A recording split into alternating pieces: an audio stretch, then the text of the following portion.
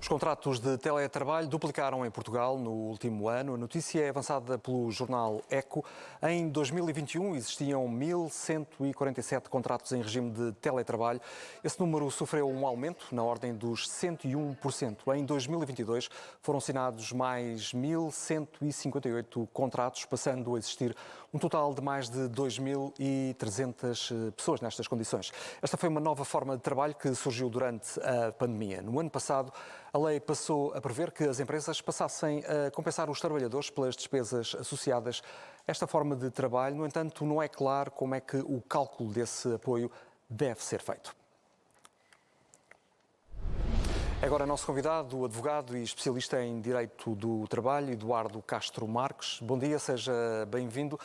Ainda não são muitos os contratos de trabalho que prevêem especificamente o exercício das funções em teletrabalho, mas de facto eles estão a aumentar.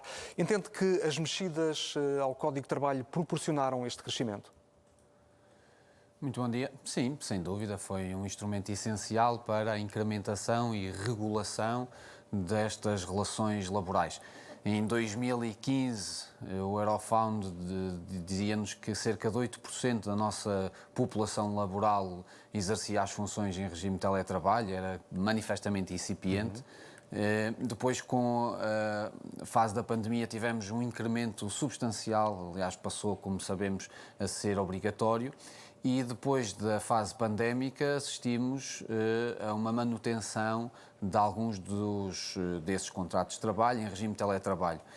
Houve, de facto, depois desta experiência obrigatória, uma percepção generalizada de que era um regime que trazia algum incremento ao nível da produtividade, da conciliação da vida profissional com a vida pessoal e familiar e, portanto, muitas das empresas e trabalhadores optaram por este modelo. E isso fez com que o legislador também tivesse que acompanhar a realidade. Nós tínhamos no Código de Trabalho artigos específicos sobre o teletrabalho desde 2003, desde o Código de Trabalho de 2003, mas naturalmente que foi necessário fazer algum ajuste em função deste incremento. E foi isso que ocorreu e tem vindo a ocorrer até setembro último, ajustou-se a questão da isenção do pagamento das despesas e, portanto, é esse o caminho que o legislador tem feito e bem, que é aproximar a legislação à realidade.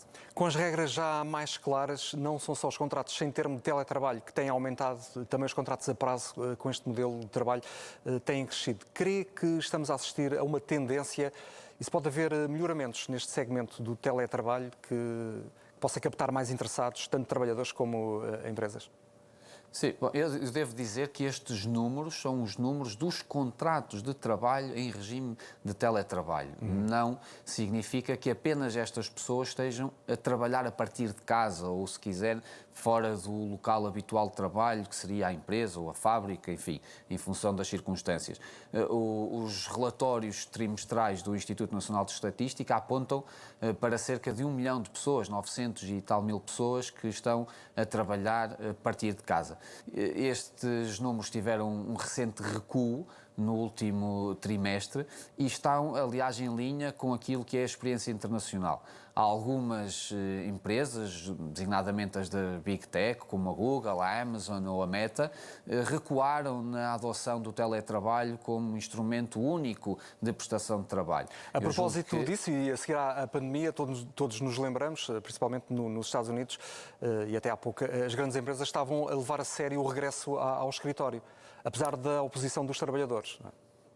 Sim, sem dúvida, ou seja, perceberam que a utilização total, em regime total de teletrabalho, trazia algumas desvantagens, não só ao nível da produtividade, mas na progressão na carreira, na saúde mental, no espírito de equipa e, portanto, têm adotado um regime híbrido e eu julgo que esse será o modelo mais equilibrado, que é, aliás, esse o modelo que mais é utilizado em Portugal, porque permite conjugar, obviamente, tudo aquilo que são as vantagens que este modelo tem, mas também mitigar as desvantagens que ele acarreta. Mas desapareceu essa exigência de cumprimento mais rigoroso da presença no local de trabalho? Não, e era exatamente isso que eu ia deixar nota. É que as recentes alterações que foram feitas neste regime têm como propósito justamente aproximar o trabalhador, o teletrabalhador, às suas equipas e à sua empresa. E isso nota-se, por exemplo, na obrigatoriedade que a entidade empregadora deve promover um contacto regular de 2 em 2 meses, deve estar atenta à progressão na carreira. Há, aliás, um princípio de igualdade entre o teletrabalhador e o trabalhador. E, portanto, ou seja, é algo que vamos continuar a observar, as empresas estarem mais preparadas para oferecer essa abertura aos funcionários? É, aliás, uma política essencial de retenção de talento. Existe hoje trabalhadores que rejeitam ofertas de emprego que não contemplem uma possibilidade de prestação de trabalho em regime híbrido, em teletrabalho. E, portanto, é fundamental as empresas adaptarem-se rapidamente. A luta pelo talento é, aliás, um dos desafios dos novos tempos e, obviamente, que tem que estar em cima da mesa a possibilidade do teletrabalho. Eduardo Castro Marques, muito obrigado pelos seus comentários. Continuação de um bom dia. Eu é que agradeço. Obrigado.